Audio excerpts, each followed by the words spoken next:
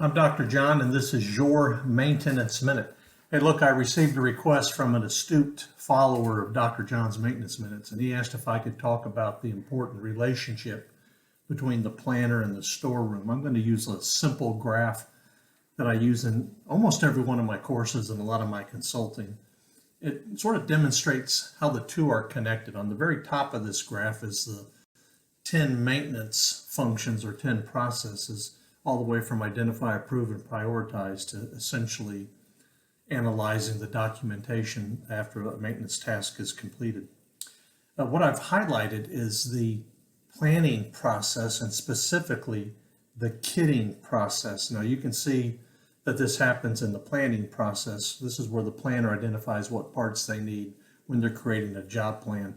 In fact, if you look at that maintenance workflow, all the 10 processes connected, anything that you see in red, the little symbols you see in red, that's the actual planner. That's what the planner actually does. So clearly the responsibility to put together a pick list for a planned job falls on the planner. It's in the planning process and it uses the kitting process. Now down below are the 32 storeroom processes that I help my clients develop. But all the way over to the right, you'll see that there's the issue, the kit. Everything to the left of that in a really world-class storeroom is essentially designed to make sure you have the right part at the right time in the right quantity. And I'm trying to work with planned maintenance. I'm trying to facilitate that when I'm in the storeroom. So a lot of that action to the left is to get the right part in the right box in the right quantity at the right time. So you can see it takes pretty much an army. There's 32 processes in the storeroom, but where maintenance, the 10 processes in maintenance, and where the 32 processes in the storeroom, where they come together, where these two departments essentially, where they connect, is at that kitting process.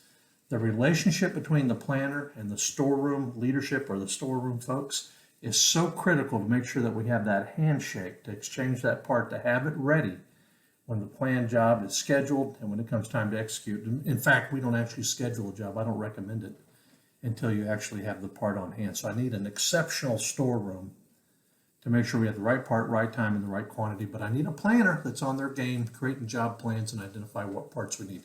This is probably one of the most intimate, most important relationships in all of maintenance and reliability in the plant. It's this relationship between the planner and the folks in the storeroom. You heard it from me. I'm Dr. John. This has been your Maintenance Minute.